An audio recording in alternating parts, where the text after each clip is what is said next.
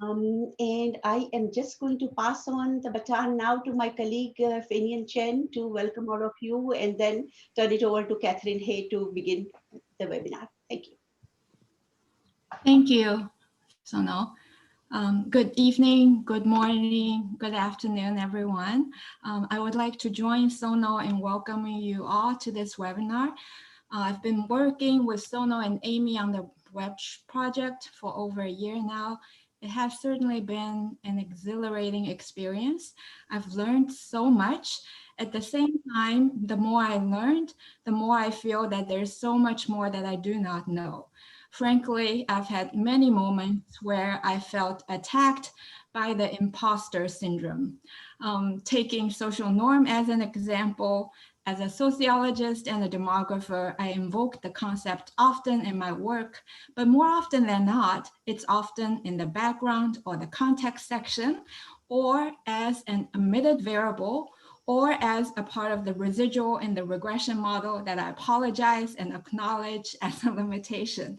So I'm so glad that we are going to have a live and candid conversation about the measurement of social norms and women's empowerment today.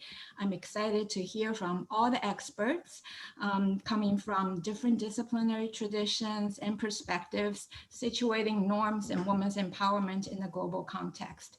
I hope it is as much a learning experience as it is therapeutic. So without further ado, let me pass this to Catherine Hay, who would be our moderator. Catherine, thank you so much.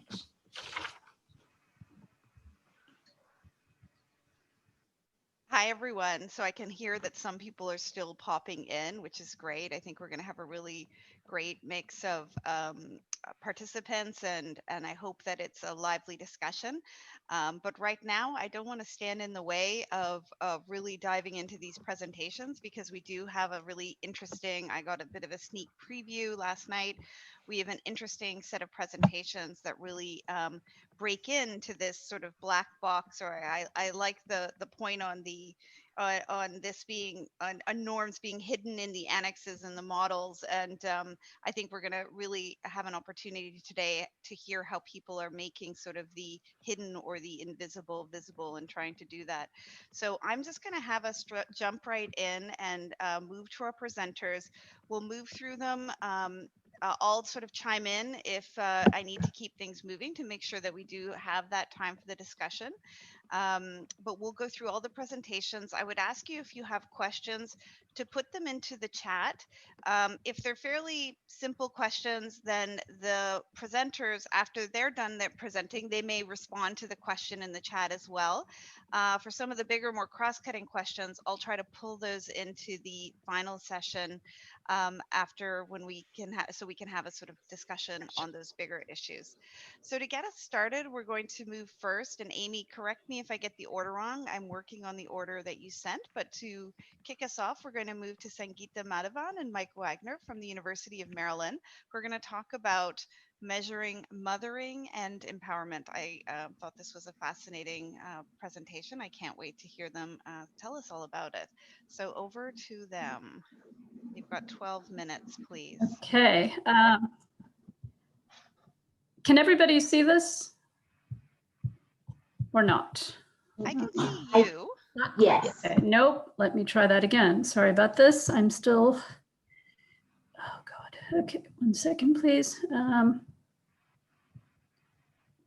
I not having luck with this? All right. Okay. Hopefully this is working. Can everybody see this now? Yes, we can. Okay. All right. Thank you, Catherine, for the introduction, and I hope, and I'm glad you thought this was useful. Let me first start by saying good morning and thank you to all the organizers for inviting us. This is actually really exciting because I just realized there are people here who, people like Geeta and Myra, who may not remember me, but I certainly remember them from before graduate school. They were mentors at ICRW, so it's great to see them again. And of course, my colleagues now, people like Sonald and people like Mark and Susan. So this is actually really nice to be here. I also want to, this is actually work with Mike Wagner that we've been doing for quite a while. So, you know, we're sort of at a stage when we are looking for feedback and from smart people like yourselves to see whether we're even on the right track. So I'm really, I see this as a great opportunity, and I hope the issues that we raise are useful to the larger mission of this panel and also of WEDGE. Just one point about the title. It says Measuring Mothering and Empowerment. And I decided, actually, in the interest of time and also to be more valuable for this discussion, to focus more on the conceptualization and probably less on the technicalities of the measurement, though there is a paper that accompanies this, and I'd be more than happy to share that with you. Just for a little bit of background, I'm a social demographer who primarily works in sub-Saharan Africa and have been working on issues related to family structure, kinship, intergenerational relationships, parenting, and you know, child well-being. And I think throughout this work, this sort of black box of parenting has always struck me as something that needs more work, particularly in the context of gender. So I want to start with just what I think is actually just a truism. All mothers want their children to be healthy and thrive. And I bring this up because I think this is something, this was sort of our starting point. And this is something that I think is true, whether you're in a high income setting, low income setting, in whatever setting you're in. But I think what we are still in need of trying to do is to figure out how does this actually work and what norms are there that are actually guiding mothers to actually do this. And so really what we're sort of interested in is how should we conceptualize and measure how mothers actually do this? And I should just point out that I fully realize that fathers are also part of the story here, but given that it is still a highly gendered practice, particularly in sub-Saharan Africa, we're limiting this to mothers. So in starting on this, in sort of looking at the literature, I actually started with sort of the US literature, of which there is quite a bit. And there's some excellent work, both recent and more older work, really sort of engaging with critical analysis of scripts of good mothering, particularly along axes of race and class. And this work really raises a number of very, very important concerns and questions about which set of norms are being disseminated and challenged. But I think what strikes me is that does not, at least my reading of it, that this work doesn't explicitly address empowerment per se. And I think there's an assumption that women with the requisite social and economic capital are empowered to follow these scripts of good mothering. And I guess I'm still sort of wondering, so then, you know, is it really empowerment, or is it having the means? Where does empowerment come from for those with and without means? And so this sort of left me asking these kinds of questions. Now, when I shifted to Africa, which is sort of the context I'm more familiar with, what strikes me is that the mothering concept doesn't actually come up very much in the literature, except perhaps for South Africa. And rather, the focus has been very much on empowerment, proxied by decision-making power. And I think there's an assumption that women with high empowerment, high levels of decision-making power, can be effective mothers, and that this is, you know, enough to explain variation in these outcomes and out of structure. And indeed, there's tons of evidence to show this on immunization, on nutrition, on any number of outcomes. And I guess we were left with the question, is this enough? Is there value in seeing decision-making power as part of a constellation of norms that supports effective mothering? And so this was kind of this is how we sort of set this up. So maybe to start with, so basically my question is, can we do better? I think we need a more comprehensive measure of mothering that accounts for multiple dimensions, competing norms, and recognizes the limits of empowerment. And by competing norms, I'm really sort of talking about things like the rise in women's education, shifting gender roles that is afoot in, you know, pretty much, I think, most countries and certainly all over Africa, and that this is really shifting, in some sense, the scripts of what it is that women are following or not in trying to do this.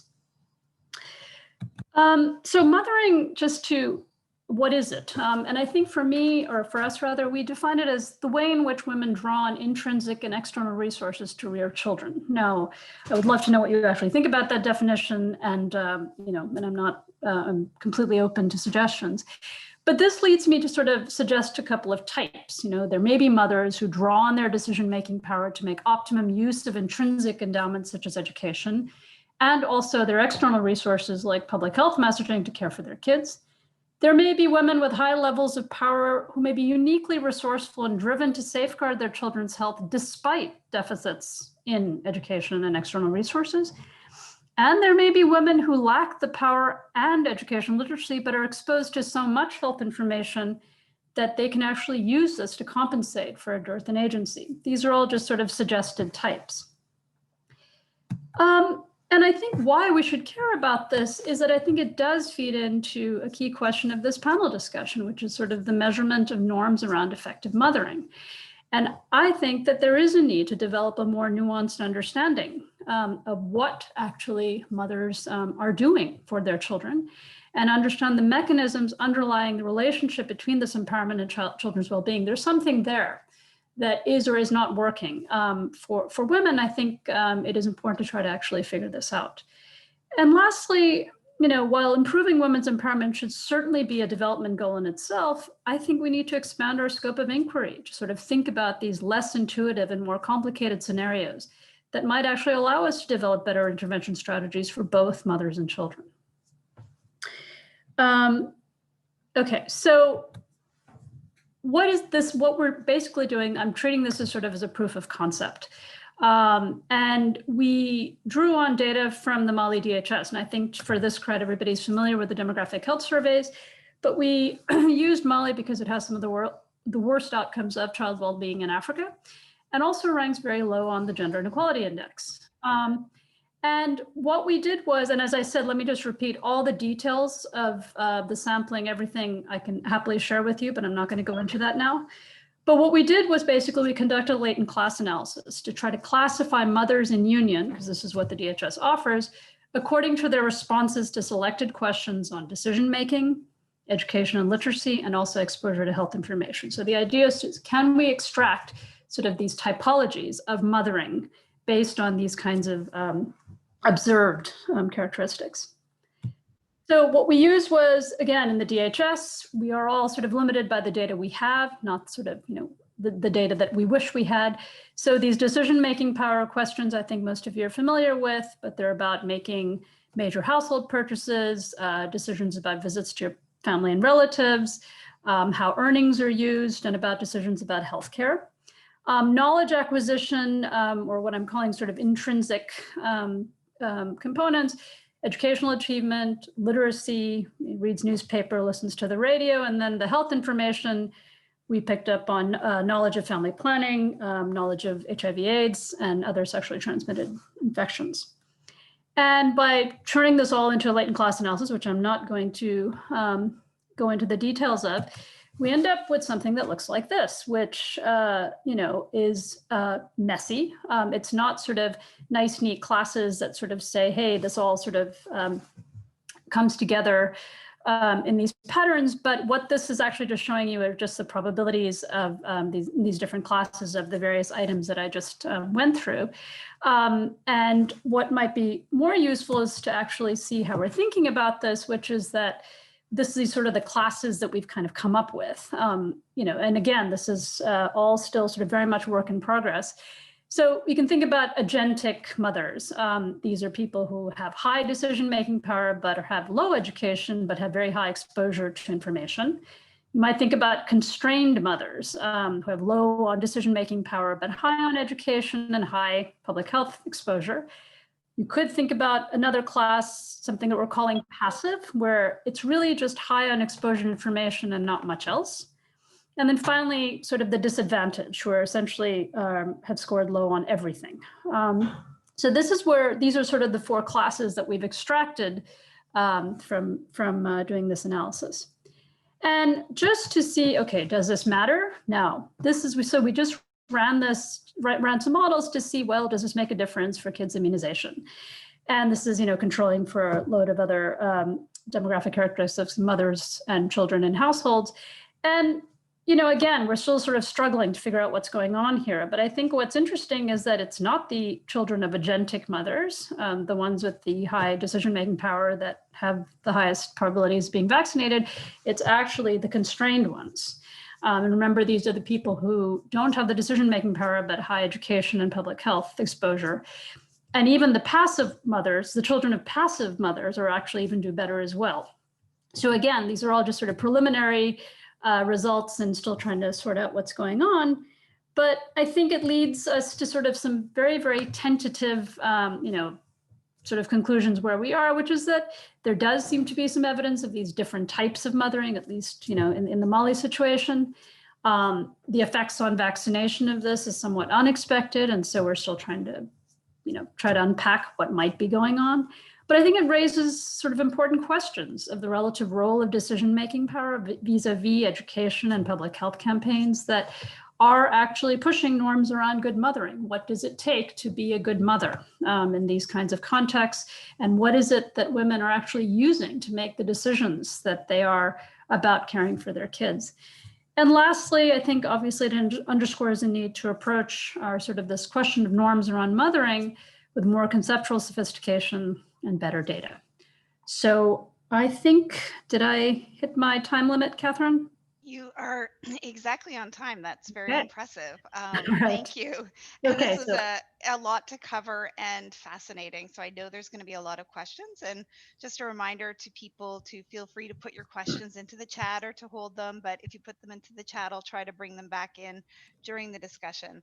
So thank you very much, Sangeeta. And we're going to go now to Yue Qian from the University of British Columbia, who's going to talk to us about the rise of women in education and what that means for gender relations in China.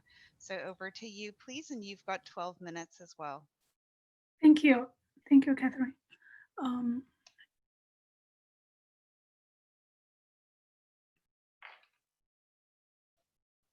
everyone see the slides? Yes. Great. Hi, everyone. I'm delighted to be here today, even though it's a little bit early for me, but I'm really excited. So today I'm going to talk about women's education and gender relations with an emphasis on China. First, I'm going to give a brief introduction to the reversal of the gender gap in education in global contexts. And then I'm going to talk about what the situation is in China. And then I'm going to talk about the implications of the gender gap reversal in education for family lives and the gender dynamics in China. So prior to the 1980s, women lagged behind men in number of tertiary degrees completed in most nations. And in the 1980s, women began to reach parity with men, and in many cases surpassed men in the amount of education they received. Actually, in the US, since the 1980s, women started to outpace men in education. By 2008, women reached parity with or surpassed men in tertiary enrollment in most countries. So this is the what happened globally. So how about China? So in China here, this is the annual enrollment in tertiary education for overall and by gender. Because in China, the graduation rate is really high, so enrollment is almost equivalent with graduation. And we can see the lighter lines for male, and then the black one at the bottom is for women. But we can see since before 2009, tertiary enrollment was lower for women. But since 2009, actually the tertiary enrollment has been higher for female students than for male students. And this is another graph by cohort. By birth cohort, yes. So percent of college, including both vocational college and university, by birth cohort and gender. And we can see for cohort born in mid 80s, women start to outpace men in the percent of college attendance. And the more recent data from other sources in China have shown that in younger cohort, actually the gender female advantage in tertiary education has been widening. So what are the implications of the gender reversal in education? So in the US, it makes headlines. This is news from Time magazine. So women are now more educated than husbands in the US. This was based on Pew research. And my own article published in GMF examined the gender asymmetry in education and income authority of marriage in the United States. And I do find that between 1980 and 2008 to 2012, educational authority of mating has reversed from a tendency for women to marry up to a tendency for women to marry down in education. So women in the United States now are more likely to marry a man with lower education than herself rather than more education.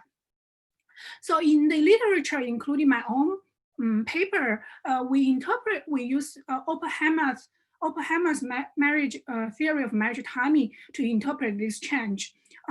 So a lot of the studies hypothesize that women's employment and the labor force attachment increase. So women are increasingly evaluated as potential spouses on the basis of their socioeconomic traits.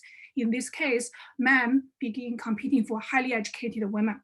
So this is mostly the rationale behind this change in educational authority of mating we have observed. So how about China? This has my own work recently. This is a work jointly done with a graduate student at UBC. So we made a selection among online daters in Shanghai, and with a specific focus on these individuals' educational preferences.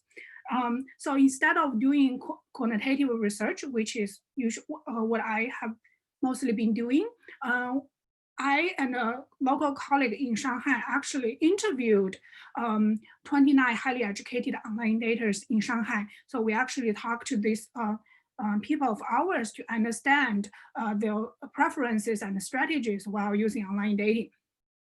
So when we find that when evaluating potential partners, 20 out of the 29 respondents considered educational attainment as a primary mate selection criteria. So we just asked a very open-ended question, what are you looking for in online dating? And then education usually is one of the most important criteria respondents directly told us. So among the 20 respondents who considered education as a primary mate selection criteria, a bachelor degree was considered by all of them as the acceptable minimum level of education for potential partners. So this really emphasized the importance of education in mate selection in Chinese context. But interestingly, we find that there are gender differences in why men and women value education in potential spouses. Specifically, we find that a woman's good education was viewed by men mainly as an indicator of the quality of her child rearing. So for example, one male respondent told us, if a woman does not even have a bachelor's degree, it would be harmful to children's upbringing. So this was not unique to this particular male respondent. It was actually a pretty dominant theme among interviews with male respondents we have done.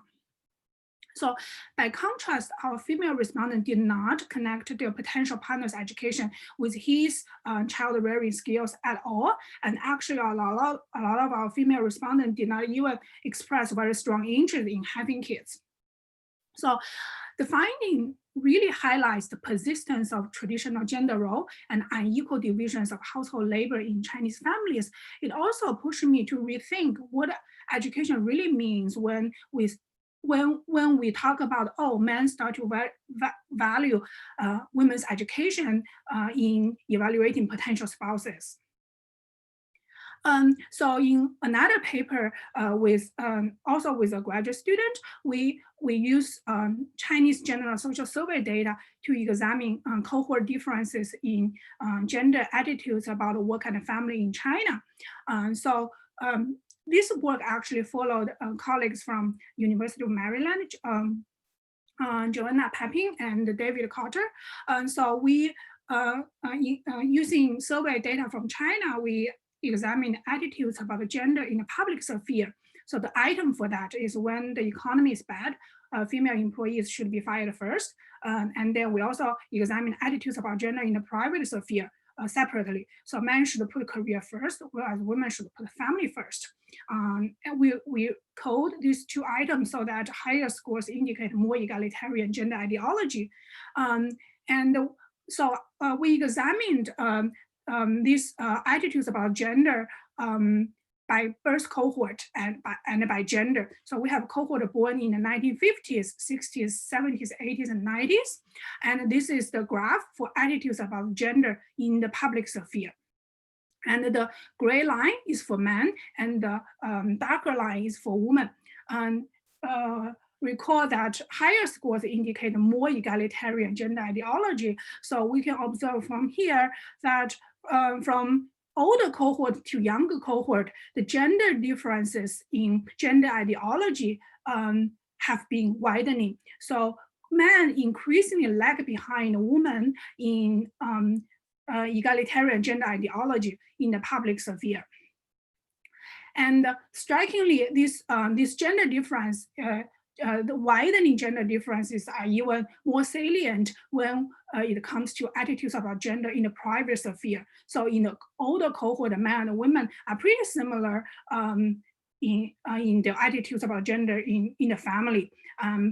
But in the youngest cohort born in the 1990s, so men are much lag behind women in terms of their gender attitudes about family. And if we compare across these two dimensions, we can see that Chinese people in general hold much more conservative views about gender in a private sphere compared with attitudes about gender in the public sphere. And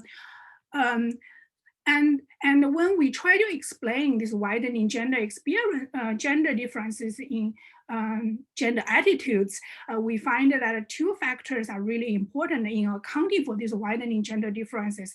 The first is that in younger women increasingly catch up with men in terms of education across cohorts. And the second, we find that in China, the educational returns to gender ideology are much bigger for women than for men. So in other words, if women, highly educated women are more egalitarian than less educated women, but education play a much smaller role in shaping men's gender ideology. So this comes to a question, why men don't change and what can be done. So gender scholars have argued that increases in female labor force participation should be seen as just the first half of the gender revolution. And if we want to achieve gender equity, it requires progress on the second half of the gender revolution, which is the increasing involvement of men in the private sphere. Unfortunately, most policy efforts in China and broadly in East Asia have focused on women. So those policies encourage women to adapt so as to balance employment with motherhood. But for men, they are seldom mobilized to make changes in their individual lives. So in the mid-1990s, so actually in the early 50s, when China had a labor shortage, women were mobilized to join the workforce. So at that time, China had one of the highest employment rate. Chinese women had one of the highest employment rates in the world. But in the mid-90s, when unemployment was high in China, actually some scholars in China suggested that maybe women should just go back home. And so in a way, it really shows that a lot of the policy efforts just encourage women to adapt, whereas men remain unchanged. So there is much we can do from a policy standpoint to encourage great male involvement in child rearing. And this is my presentation for today, and I welcome discussions and questions. Thank you. Thank you so much. And I can already see so many interesting questions in the chat for the previous speaker. I'm not quite sure how I'm going to get us to all of them. So I would also say to our speakers, have a look at the chat when you're finished. If there's any quick questions you can answer, feel free. And I will try to do my best to pick some good questions to kick us off. But thank you very much, Yue. And we're going to move now to our next presentation, which is work by Mark Van Lendenham, Laura McKinney, and Devin Wright from Tulane University. We're giving a little bit more time for this presentation, I guess, because there's a little bit more for them to say. And so I think, do we have Laura McKinney speaking? Could our speaker for this presentation go forward? Mark is going to kick us off. Okay, super. Oh, probably because we have two speakers. That's why we've given them 15 minutes. So over to you both. Sorry, just trying to turn on my video if I can. Oh, no. There it goes. Okay. Great, you're all set. Catherine, you can see my main screen, but not my notes and everything, right? That's correct. Okay, perfect. Great. Hey, everybody. Thanks so much for having me participate in this very interesting seminar. It was a great opportunity to revisit some work that I had done earlier in my career, and also to kind of revisit some very close friends from University of Maryland and elsewhere, and to make some new ones too. When I was asked to do this topic, I reached out to a colleague across campus, Laura McKinney, who's doing really interesting work on gender, environment, lots of other things in low and middle income countries. And I was thrilled when she and her doctoral student, Devin Wright, agreed to help me put this together. So very happy to be here. So Catherine has already covered the goal of the workshop. It's on measurement. And so you can't talk about measurement without talking about theory. So I'll talk a little bit about theory, but I'm going to focus most of my comments on measurement because that's what I was asked to do. The reason it's 15 minutes was because originally it was 15 minutes. So that's the marching orders. And I'm going to try to move pretty quickly on it and not spend too much time on things that I think are fairly obvious. So try to keep it closer to 12. Okay, so what I'm planning to do in the short time that we have is cover a very complex area. Actually, all of them are for each one of these presentations. I was really impressed with the depth that the first two presenters did, and I'll try to follow their lead on moving quickly, but also trying to be thorough. I usually start a lecture by trying to fix ideas. I think all of us, or most of us in the room, have a pretty good idea what we mean when we talk about masculinity and gender scripts, but language is important. So I'm going to talk about some specific definitions that I think we would have come to pretty close if we had done it ourselves. But to fix ideas, I'm going to start with that. Then I'll move on to why they're important. I can do that quickly too, because I think for most people in this audience, it's going to be pretty obvious why a focus on men and scripts are going to be really important for women's empowerment. Cover briefly where this literature has been, kind of where it is now, and then Laura's going to pick up to finish off on where we think it needs to go, and she'll make a few concluding remarks. So let me start with some definition of terms. I'm not going to read the slide, it's available to you. You've got a couple of references to kind of make sure that I'm kind of talking specifically about the things that are of interest to us when we talk about masculinity. We're interested in behavior, generally when we talk about masculinity, is what men do. And also the emphasis in the literature is on the cultural construction of masculinity, kind of separated, from the biological part. Again, nothing profound for this particular group, but I think worth saying. Also, the emphasis on aggressivity, competitiveness, and sex, especially sexual promiscuity, are kind of front and center in this literature on masculinity. So that's what we're talking about. Kick that around during the discussion. Certainly are opportunities to kind of expand that or challenge it. But that's the standard definition in the film. For gender, scripts, a script is a form of schema. Schema is a mental map about how the world unfolds, especially if it's kind of a complicated set of behaviors. We have these kind of ideas about what's going on and what we should do. Scripts are kind of specific kind of recipes, not quite that defined, you know, but kind of give us a basic sense about how a complicated set of activities is going to unfold in kind of a systematic way. We sort of know what's happening. The examples given here are dental visits, birthday party, generally sexual behavior are sort of the things that I've been interested in. I think other people in the room will be too when we're talking about scripts. Recently, there's been a lot of really interesting work by Michelle and some of her colleagues on other features of culture, and in particular frames and narratives, I think are really closely related to these ideas on scripts. So frames are often compared to a lens that a person of a particular group, black, white, male, female, might see the same sort of situation a bit differently because of kind of prior experiences, but also being socialized into that particular class. Has received a lot of attention in the last decade or two, as have narratives, the construction of stories, and then the retelling of stories about what went down and then what it all meant. I think it's also going to be really important to some of the things that we're going to be interested in as we pursue this initiative. So that's my definition of terms. This next one I think will be really quick, but we can certainly expand it some more in the discussion if we want to. Why is masculinity important? Well, for historical reasons, a lot of power or agency in couples and in families have invested in men. So what men do and how they think about things are really important for people who are not men, for women and children.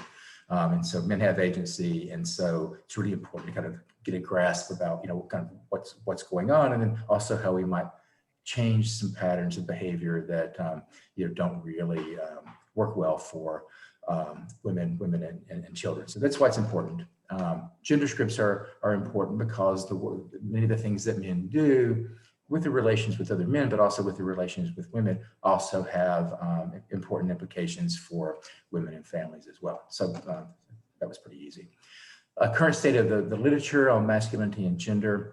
I'm going to I'll start with a few points about theory and then move, you know, pretty quickly on to measurement.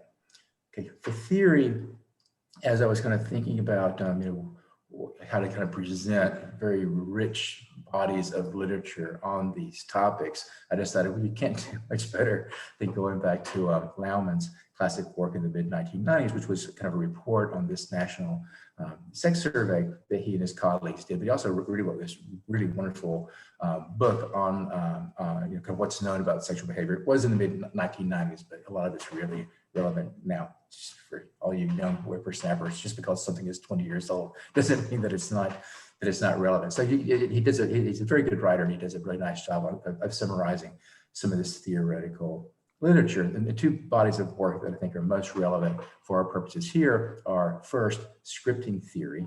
There is a theory, you know, about how these things work. And the theory emphasizes roles, social learning, culture, and then there's a big emphasis on ritualistic behavior, and including kind of this timeout feature, where often when men, especially when they're with other men, and especially when alcohol is involved, I think this was a focus of my work earlier in my career in Thailand. It becomes really clear that they would engage in behavior, especially sex with sex workers, that they would never dream of doing. They know that it's wrong. They would never dream of doing it if they were sober or alone.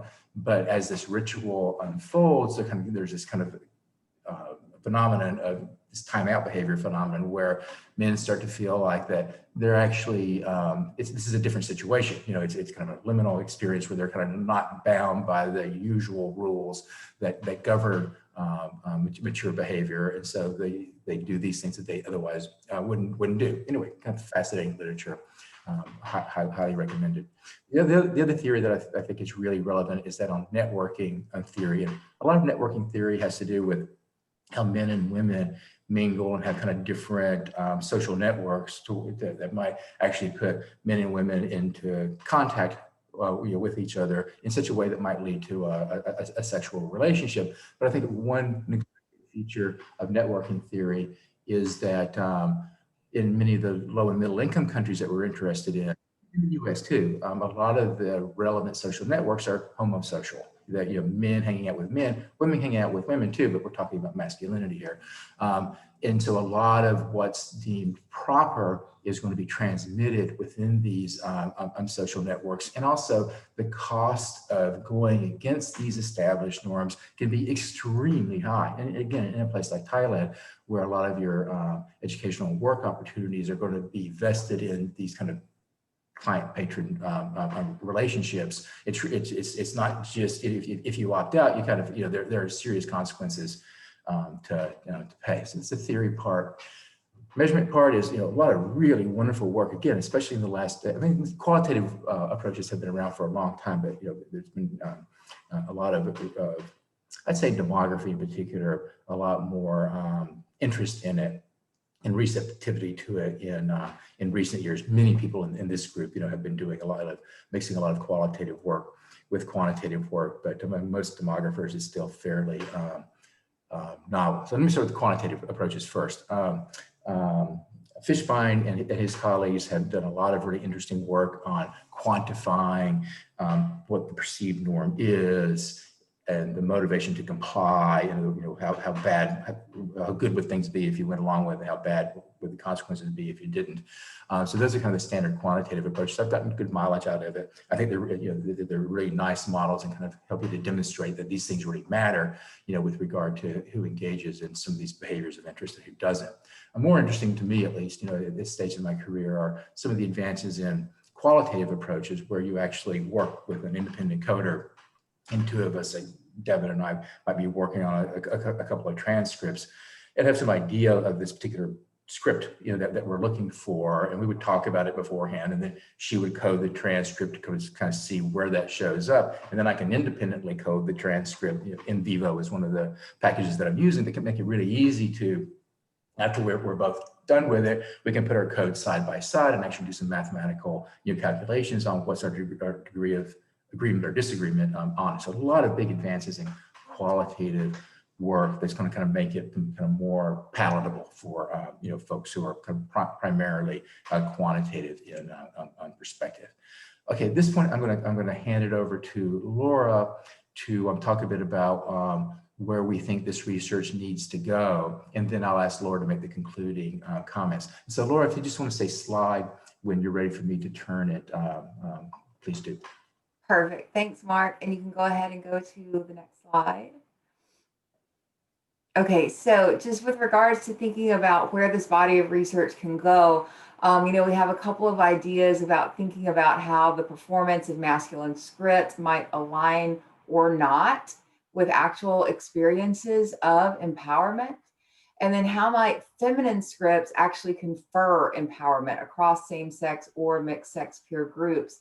We also think it's necessary to consider the way that masculine scripts are latent within women's responses, and how we might be able to think about between group and within group hierarchies in terms of these gender scripts. So trying to move away from this deficit model to see what feminism may offer beyond hegemonic masculine scripts. And thinking about kind of the cultural deficit model, which says that there's a perspective that minority group members are different because their culture is deficient in important ways from the dominant majority group. And thinking about how we can recognize this pervasiveness and privileging of masculinity within our communities, and ultimately seek to understand how and why femininity is subordinated, and also what it offers. So ultimately, we see a potential for hegemonic femininity and moving away from this deficit model. And okay, slide. And with regards to methods, we also think that there is potential to kind of improve how we approach these questions, in particular looking and to make sure that understand that masculine scripts can be interpreted as women's empowerment. So giving attention to these hierarchical arrangements, and also asking if there are possibilities for femininity to confer empowerment apart from the performance of masculine scripts. We also put down at the very bottom of the slide the possibility for giving attention to hegemonic femininity. So with this, we're thinking about the work of Mimi Shippers. And in particular, she describes hegemonic femininity as a concept that allows us to understand relationships between masculine men and feminine women, as well as relationships among women themselves. And she says that we need to ask these 3 questions in localized settings. What are the characteristics or practices that are understood as masculine? What characteristics or practices are understood as feminine? And of those practices and characteristics, which situate femininity as complementary and inferior to masculinity. And in asking these questions, we can empirically identify hegemonic masculinity and femininity, as well as the features of masculinity and femininity that are hegemonic. Slide. And just looking at where else we might head, you know, a lot of the work that is done with regards to gender scripts, empowerment, really takes place in the home and at work. And we're wondering about the potential for third spaces. So recreational spaces, religious spaces, leisurely spaces, rapidly urbanizing areas, private or semi-private use areas. You know, how might the performance of gender scripts differ in these less normative spaces and spheres? So moving away again from just looking at home and just looking at work to kind of these third spheres that are less defined and less codified. And what kind of information might we be able to discern if we move away from just focusing at home or at work? And slide. And so, yeah, just our concluding remarks. We need to look to masculinity to understand the implications for female empowerment. And a lot of the theory and methods in this area of study are very rich, but we obviously have places that we can head looking forward to the future. And there are opportunities for advancing this as the work moves forward. Thank you to all. I think that's our time. It is. Thank you very much, Mark and Laura. We're going to keep moving. We've got 2 presenters left before we get to our discussant. So we're going to go next to Anita Raj from UCSD, who's going to talk about conceptualizing and measuring social norms on women's paid work. So there was a number of labor force questions earlier, so this may satisfy you. And she's going to share some early findings from their work with the World Values Survey. So over to you, Anita. Hi, can you see my slides? We can, and yes, you're on full screen. You're all set. Okay, perfect. Thank you so much. I feel kind of lucky to have come in at this point in the presentation panel because we're starting to see sort of this interdisciplinary approach come into play as we're thinking about how do we conceptualize and measure social norms. We were focusing on issues of women's economic empowerment broadly in our Emerge project, which is a very measurement-focused project, particularly in the area of quantitative research measures. And I'm going to share some findings with you on how, first, sharing the conceptualization, and then some findings on what we're applying some social norms measures on paid work at scale that were done for the World Values Survey. Okay. All right. So I'm going to go through the conceptual framework quickly because we could spend days just discussing concept. But I wanted to sort of highlight that we come from a place of looking at these issues at the individual or group level, that empowerment itself is a process or an outcome, moving people from critical consciousness to agency to self-determined goals achieved, but at any point in this trajectory, that is an indication of empowerment, and we need to be measuring all the way across the trajectory. With that in mind, we recognize that this is pretty complex, and we have to kind of do a deep dive within each of these elements to pull out the concepts that we would want to measure. And we've done that in the area of agency, for example, where we speak of the combination of do you think you can do it, and do you do it, and do you continue to do it in the face of resistance or backlash. So what you can see from this framework is it's very much a perspective based on having to go against what is expected of you. And that's really where the social norms come into play. But we also recognize that there are a lot of inputs into that process, inputs that are community and household factors, social structures and institutions, and intergroup dynamics in the case of group level empowerment.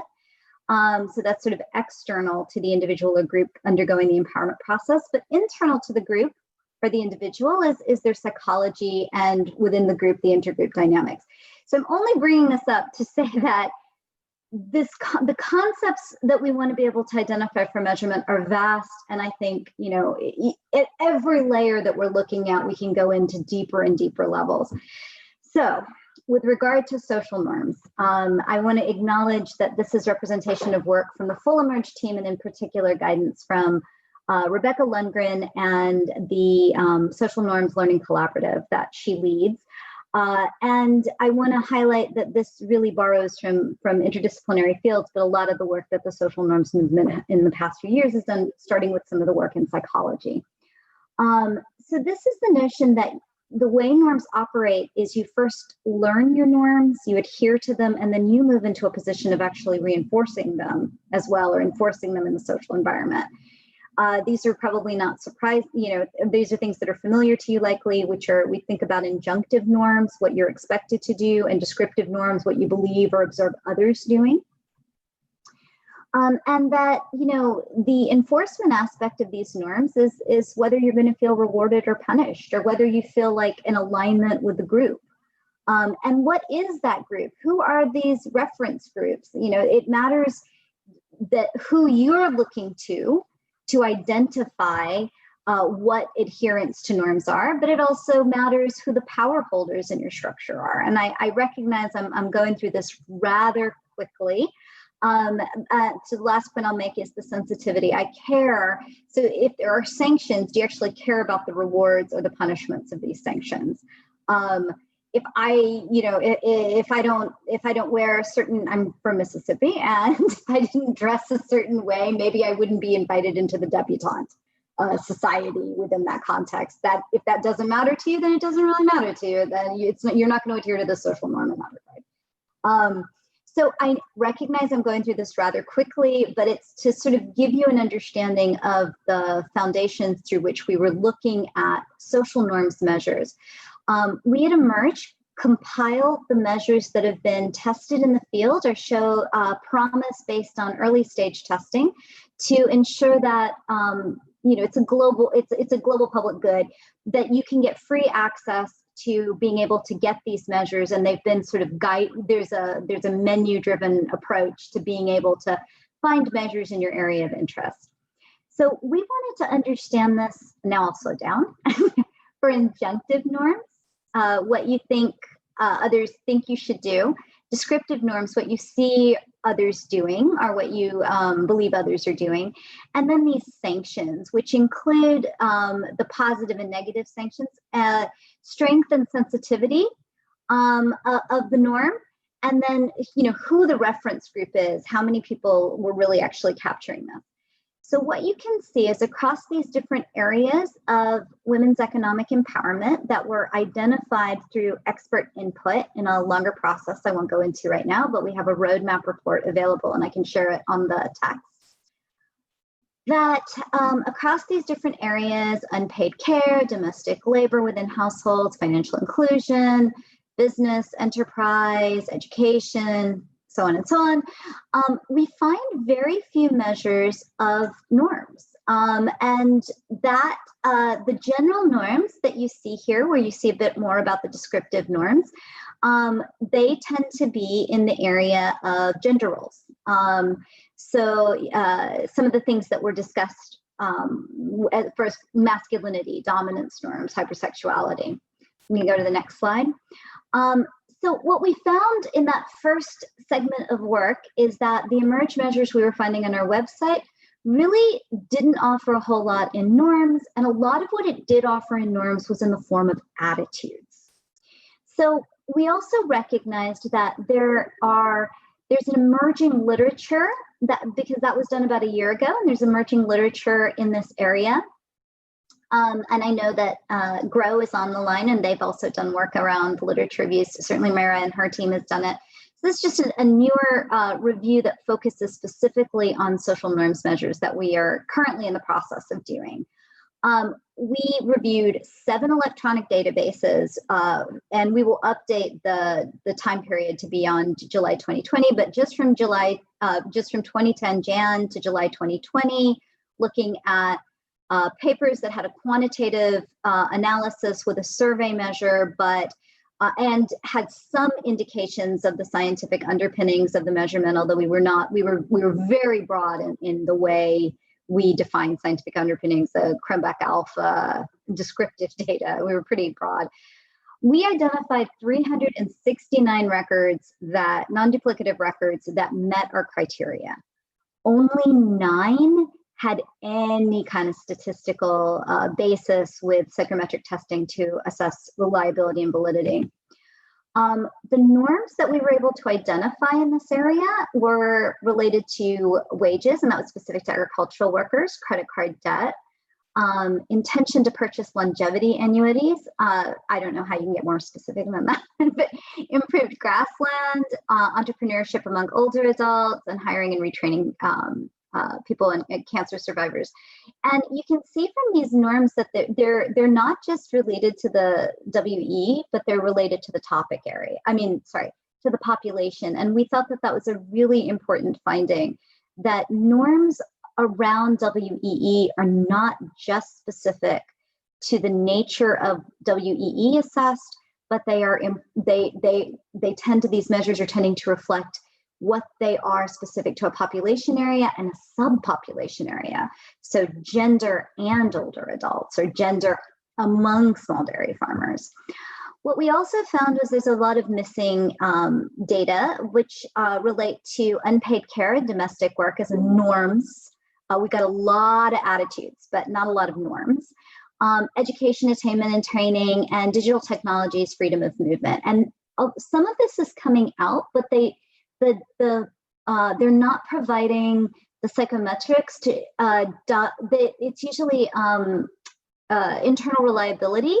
And then you could view this as validity in terms of assessing it with an expected outcome, but it's not generally what we would view as least associated with some sort of criterion or construct validity, where it's more, the associations are not just specific to an outcome, but are more reflective of things you would, that are closely related constructs, similar types of constructs.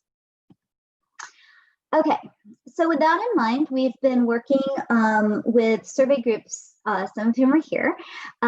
Survey groups are groups that are actively testing cross-national surveys at scale. So we try to see things that are being done to give an assessment that can be offering global indicators. We're trying to be working with survey groups now to build their social norms measures. And the first one we had the opportunity to work with was World Values Survey. And so this work was really led by the Karolinska Institute and WVS, World Values Survey, with support from us and funding from the Gates Foundation. We developed measures that were built on formative research, expert input, and theory. And the two that I would like to focus on today are sanctions of women working outside the household, and risk for sexual violence, harassment at the workplace. This original testing was done with, psychometric testing was done in Ethiopia, but there are multiple countries in which this work is happening or being instituted. So I'm going to be presenting about the psychometric testing that was done in Ethiopia, and it includes exploratory confirmatory factor analysis for validity, and then Cronbach alpha to assess internal reliability. What I also want to show you just really quickly is I want to show you the difference between what we were saying on one item in our measures for Ethiopia and Zimbabwe. And these are the items in the context of fairly comparable levels of female employment in the countries, 48%, 43%, and this is defined as a woman working for pay. We wanted to understand some sanctions or backlash. I'm sorry, 3 items. Sanctions or backlash for women who are working outside the home. She will be criticized. She will be viewed as immoral. She will likely receive unwanted sexual attention at work. And I just want to highlight that she will be considered criticized or viewed as immoral. How dramatic the findings are in terms of distinction between Zimbabwe and Ethiopia, even in a context where you see somewhat comparable, although it's a bit higher in Ethiopia, levels of women's employment among our respondents. Okay. So these are the items that came out of these measures. The perceived women's economic sanctions related to working outside the home and consequences of this. She may be criticized, arguments with the husband, conflicts with the in-laws, considered immoral. You can see it's got a really good Cronbach alpha, 0.91. And it also demonstrated, so there were additional, I'm not going to go into details, but there was like, these items were the original items. They did exploratory factor analysis, and the items held together, under a single factor, and then they did a confirmatory factor analysis based on what we would assume they would be holding together. And in both cases, these worked. So both were originally 4 items, and they stayed 4 items. The second one is for a scale. We have the descriptive norms. I'm sorry, I had mentioned let me just go back for a second. We also had information on perceived risk for sexual harassment in the workplace and community. That was not instituted in Ethiopia, so we have not got that one yet. So I decided I would share with you the descriptive norms on neighborhood sexual violence or community sexual violence, like how often do these kinds of issues occur in the community in which you live or neighborhood in which you live. And this was really designed to tap into women's potential feeling of safety outside the home. And you can see these items are sexual assault, rape, trading sex, hurting men, embrace hurting women and girls, and then sexually harassing them. And we again see a very good Cronbach alpha. And again, we found good, and exploratory analysis brought this factor together, and our confirmatory analysis held these factors, these items that we would have thought would be together. So I just want to say that I'm not giving you a lot of detail about the measures and the findings, and I know that can be frustrating because you're like, well, what did they find? But I'm really trying to highlight that these measures are getting put in the field, they're working, and we need to have a cognizance that they're coming out so that we can start thinking about how we want to utilize them as markers for change over time. Nonetheless, there remains a need to develop new measures in this area, as we can see from the review of the literature.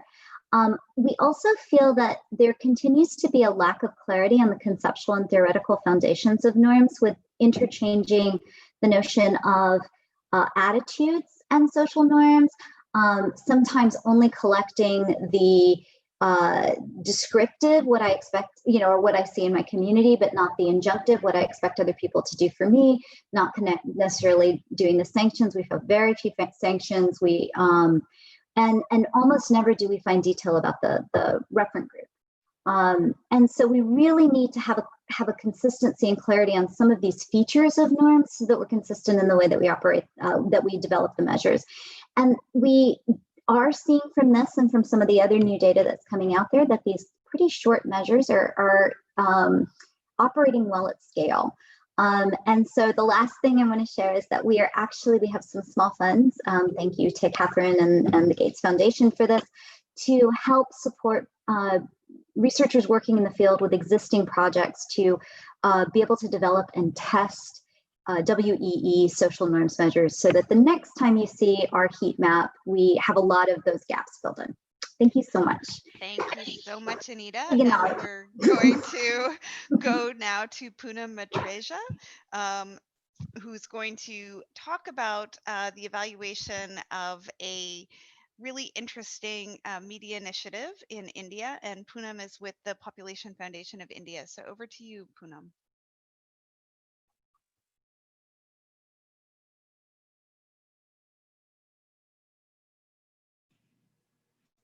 Thank you, Catherine. I don't know how many people like me are saying, oh no, another presentation. I have questions of the past presentations. So I hope everyone isn't thinking like me, oh no, another presentation. But I'm very excited to present. Catherine, I'm going to, this is this multimedia initiative really requires a lot of explanation. And so, you know, the findings where we have 3 evaluations, I'm afraid I'm not going to be able to do justice to the 3 evaluations, and there's no way I could do that in any case 12 minutes or even 12 hours. So Population Foundation of India uses communication to positively influence behaviors across various programs. Our approach, next slide, please. Our approach addresses social factors that determine health. What happened?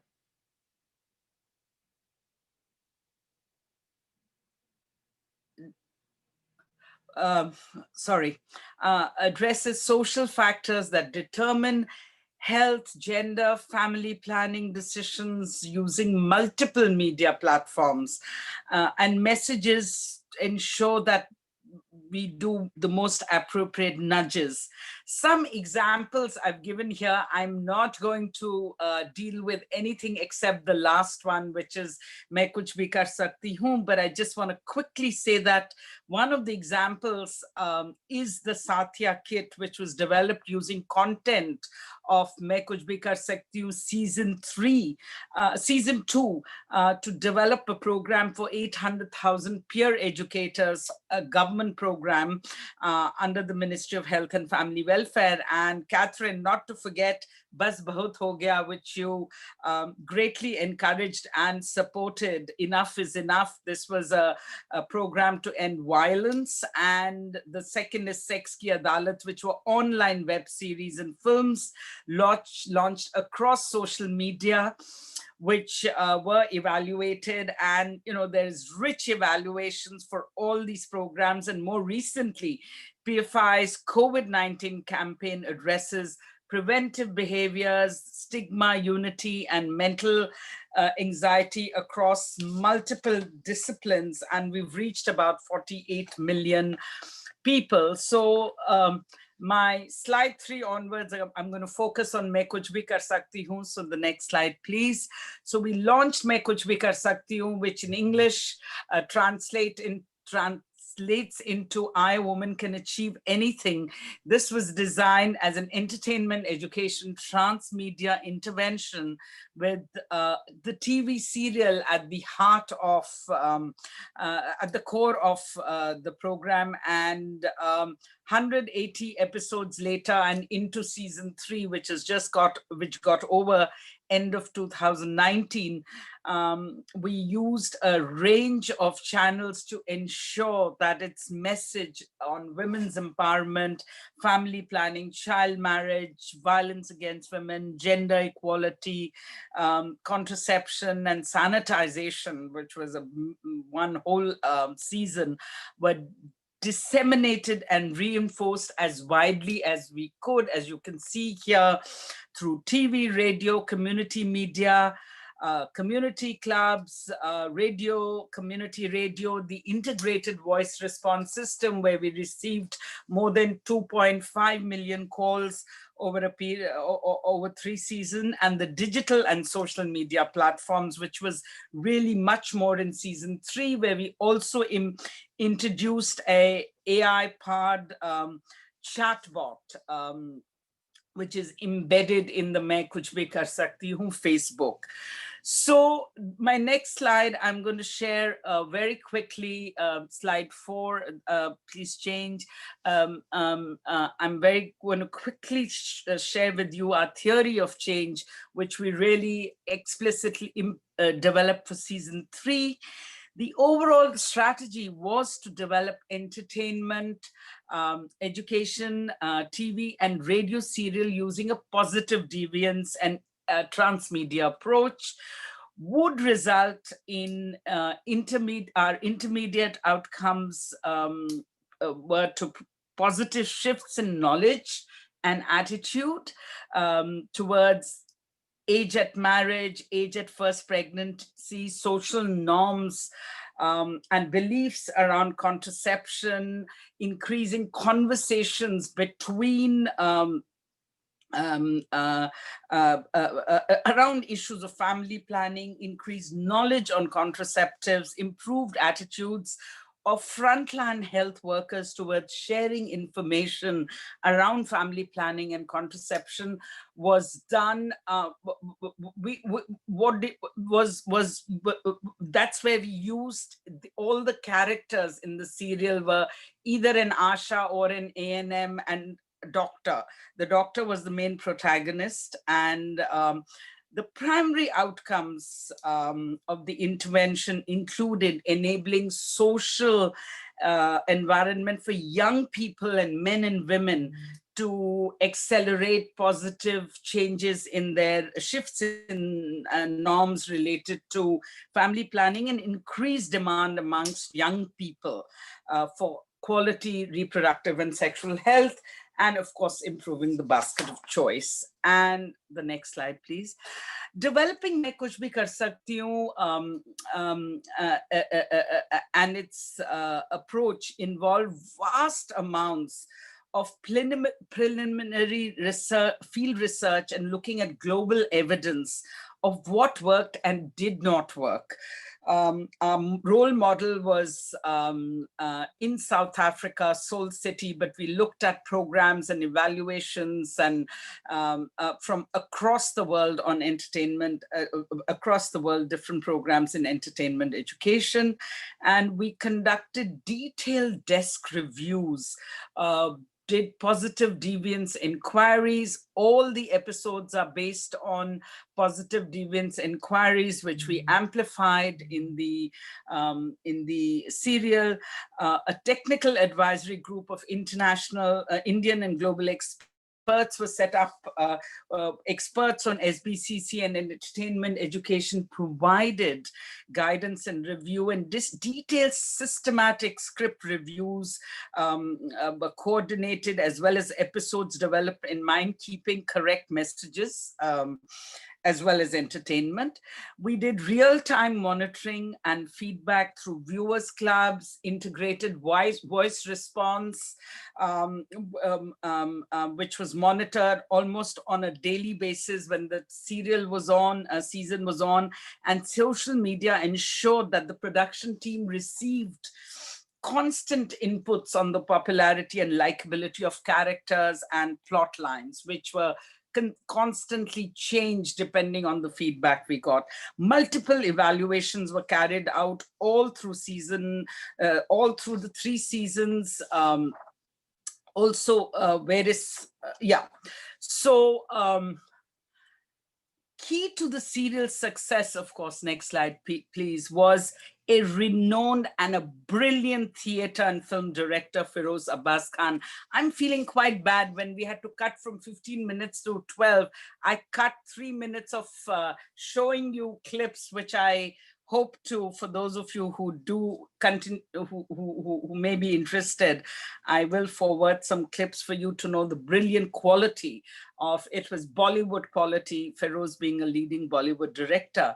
And next slide, please. The key themes you would have guessed, and I've mentioned them a few times now, but male engagement and spousal communication, I'd like to highlight as one of the big building block focus. Increased conversations on reproductive health and family planning amongst young people. Attitudes of health workers and providers towards young people. Our big goal was to change the behavior and attitudes of health workers too.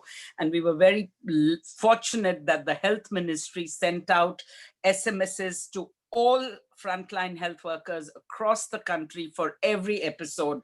We gave excerpts and they sent them out and requested frontline health workers to see the serial. At the outset, the serial was developed in a way that encouraged multi-generational viewership. This resulted in family planning coming together to view, discuss, debate, and finally engaged and act on the issues raised. So next slide, please. In season 3, all throughout, we had a for the evaluation purpose, as well as for impact, we had, led by Arvind Singhal, Professor Arvind Singhal, we developed a strategy to incorporate markers, which are words, phrases, visual representations, and practices that are aligned with the project's social objectives and integrated into the scripts and outreach strategy of the serial. These markers represent an innovative strategy, we believe, to not only promote new social realities, but also to track how audience members engage with them over a period of time. And the markers developed for season 3 were all strongly rooted in the themes and plot lines of the serial. So we've given a sample of some of the markers in this slide. Mast Pitara was the basket of choice, basket of contraceptives. Mast Bandi being the word that we used for Nas Bandi, which is vasectomy, and must means fun and yeah.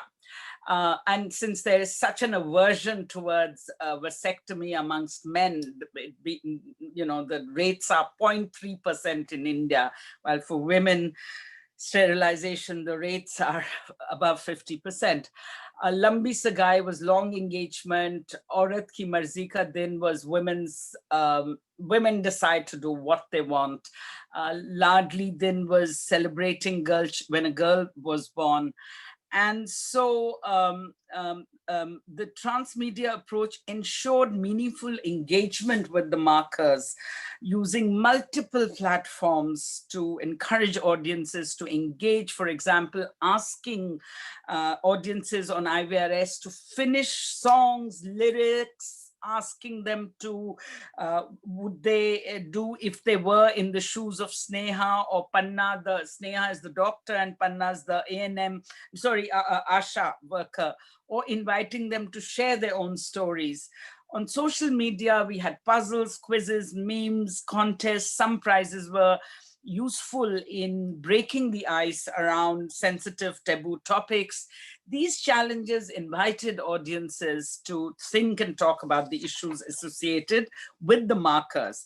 And I'm going to skip slide 9, where the chatbot that we introduced, the artificial intelligent chatbot. I've got very limited time, so I'm going to skip that and go to slide 10, which is what a lot of people may have been waiting for. And season 1 really stunned us. 52 episodes, and we had acceptability. We saw a decrease in the acceptance of domestic violence amongst women and men from 66 to 44%. We had increased knowledge in family planning from 59 to 47%, which was the baseline. 48% men watched Main Kuch Bhi Kar Sakti Hu, in a title, I, a Woman Can Achieve Anything in a very patriarchal society with regressive social norms. What are the chances? We weren't even sure any men will watch. So for us, more than the other data, the 48% men watching the serial and starting conversations starting between couples was an absolute unbelievable evaluation outcome. So we asked actually some experts to reevaluate our evaluation and look at the data analysis to see if we had gone right and if we could really go out and say this had happened. And season 2, we had 55% young people beginning to watch the serial. We had 40% young people in season 1. And of course, we designed the program to increase in a way that increased viewership amongst young people. Conversations between respondents, parents and children started on very sensitive issues. That was a highlight of the evaluation in season 2, apart from the fact that 33% of the male viewers said they were likely to use modern contraceptives in the next 6 months. Season 3, almost equal numbers of men and women reported watching the serial. Knowledge around injectables, which had just been introduced, increased for women viewers by 30 percentage points. 66% of the viewers were likely to discuss timings for the child and post-marriage. I would like to end by saying 2 or 3 things. I believe that the huge changes we saw, in spite of the fact that the literature shows that it's very difficult to change gender norms, is because not only the design or capability of the entertainment education program, including Main Kuch Bhi Kar Sakti Hu, not because the quality was high. I believe that aspirations of women and girls have changed, and especially the other half knows how the better half lives today, and the aspirations as well as their willingness to change is what has really created the change. And there was enough evidence in our conversations with women and directly related to Main Kuch Bhi Kar Sakti, I could say that, but the other research across India and rest of the world, which shows especially the young girls and their aspirations are very different and have given the exposure to the media across India. So I'd like to end with giving all credit to both men and women who have contributed to shifting some norms, some behaviors, or having aspirations to do that. Thank you. Thank you so much, Poonam. And I know this was a massive effort to actually undertake this. So thanks for sharing it and the measurements and for the work behind that.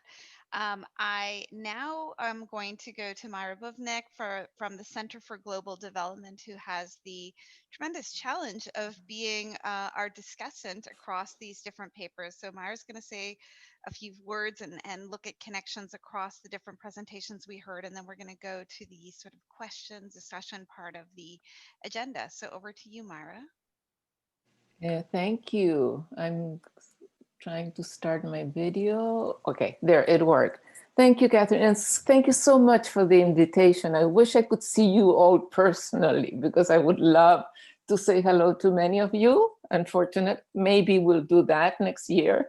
So a challenge for Senalde and your colleagues, you should do this next year again, and we'll all be in person. That would be terrific. Anyway, yes, this is a challenge to try to comment on all these different presentations. So I think I'm going to maybe skip on commenting on all of them, and I'm going to just want to raise 3 issues. I want to talk about conceptual frameworks, measures, and policy implications, and I'll be very brief. I think on conceptual frameworks, you've all seen the complexity of the topic of social norms influencing women's empowerment. And to that, it's not that social norms are very difficult to define. And we have seen, and I think Anita's presentation is very good in showing all the challenges of definition. But, social norms are one of the determinants of women's empowerment, and there are many others. There are many other contextual factors, there are household factors, there are individual factors, and they all interrelate.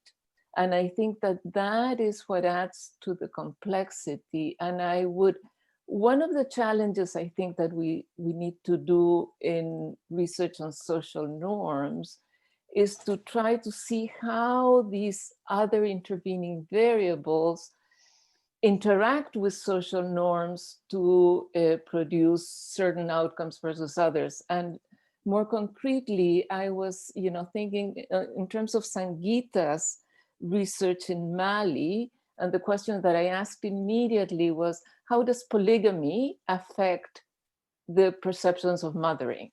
because polygamy, about 40% of families in Mali are polygamous. And polygamy has very, very different, being a first wife or a second wife or a third wife has very different implications for mothering. So that is an example, I think, that research in social norms should try to start doing. The second one, I think, also was the research by Yue Qing on China, on the education of women and how that sort of leads to assortative mating. Well, what happens in all those provinces in China when you have very imbalanced sex ratios, and you have a shortage of women and a shortage of women in marriageable ages? How does that affect the perceptions of women being desirable or men, being less desirable in terms of marriage? I think that has probably has significant implications for the outcomes, and would be something that I would encourage you to do at some point, to look at these different outcomes given different variables. The other thing that I think we need to start doing much more is, social norms affects women's empowerment, but there's also feedback loops, right? And an empowered women have a feedback loop affecting social norms. And I think we want to do that. In terms of measures, I think that the challenge is that we have to start looking much more into, and I think Poonam was saying it as positive deviance inquiry, and I love that. And it's really try to start doing research on how social norms are changing, because it used to be that we had very traditional environments with no change. I think that's not at all the case now. I think that social norms are changing, behavior is changing dramatically, and social norms are changing dramatically. And in terms of policy implications, I think that what we want to try to understand is what are the determinants of changing social norms. So another issue in terms of sorry, my dog came into the room. You don't see him, but he is very cute. Another issue that I think we want to do is, for measuring social norms, I think we want to start separating and measuring social norms in different domains and treating them sort of as very separate categories. In sort of the work on health and family planning should be very different from the work that on economic areas and economic empowerment. And I think that being very partial will help, I think, with putting together the knowledge. So there's another issue in terms of, do we measure at the level of individuals or we measure it at the level of collectives and institutions? Obviously, when we're talking about social norms, I think we want to try to have measures at the level of collectives and communities. And I think that's a challenge for measuring social norms. It's also a challenge for measuring empowerment. We have measured empowerment at the individual level, but I think we have to move to the collective measure. Anyway, so finally, in terms of policy implications, and this is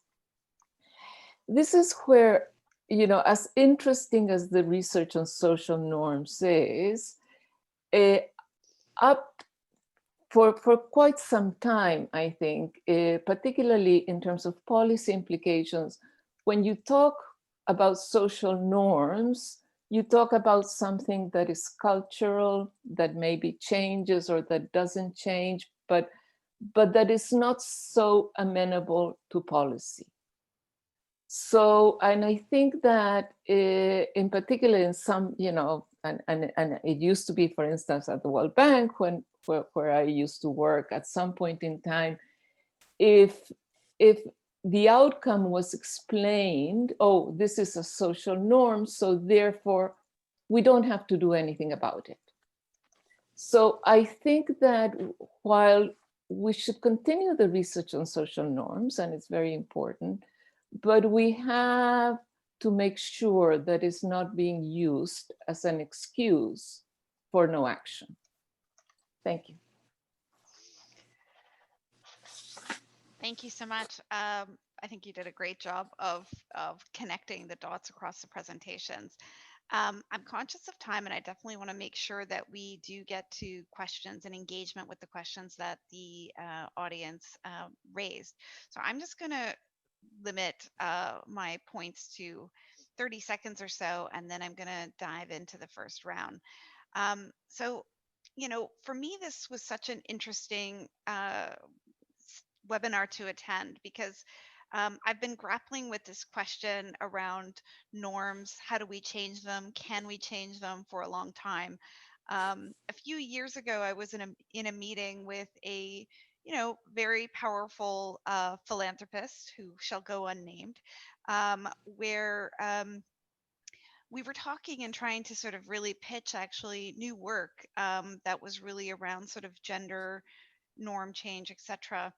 And this person said, you know, of course, we all want these norms to change, but what can we do to change norms? I mean, in the sense of, you know, policies, interventions, like that's not how norms change. But I think as Myra showed and said and indicated, you know, norms are changing all the time. They're changing rapidly. I've seen norms in North America over the last 10 years, 20 years on certain issues, like completely change, you know, at a pace that I couldn't have imagined. So we know that norms are changing, but the pathways and the mechanisms, while they leave their traces behind, are not always transparent to us, often because they're not measured. So our ability to kind of measure and trace and demonstrate that, yes, not only are norms changing and we see that, but there's also ways that we can intervene and actively shape and shift norms or contribute to that shift. And so I felt very unable to make the case and make the argument in an empirical way, which was what would have been helpful for this particular philanthropist, in part because of the measurement gaps. And so for me, coming into this session and sort of hearing of the advances again across multiple disciplines in terms of trying to make this sometimes invisible pathway, or to unpack and understand how these changes happen, is highly practical, even though it may not seem so on the surface, because I think it's offering us insights that can certainly move forward our understanding of ourselves and our communities, but also really help inform interventions and policies. And I think starting with Sangeeta's presentation, talking about norms and their relationship to vaccines and vaccination, I mean, could there be a sort of more practical, immediate, powerful connection between sort of some of this research and very practical life or death kinds of questions today? So with that, what I'm going to do is we're going to either have one round or two rounds, and it kind of depends on how concise folks are. But what I thought I would do is in the first round, I'm going to lob to each of our speakers a question. It's probably going to be double barreled because I liked so many of the questions that came up in the chat. So I'm going to send over a question or two to you to pick up. And then if we have time for a second round, I'm going to ask you to draw a link to another presenter or connection that you saw in what you were speaking to in their presentation. But let's start with round one, and I would maybe ask our speakers to try to limit their comments to a minute or two. So now I'm going to go to Sangeeta first. Lots of questions in the chat for you.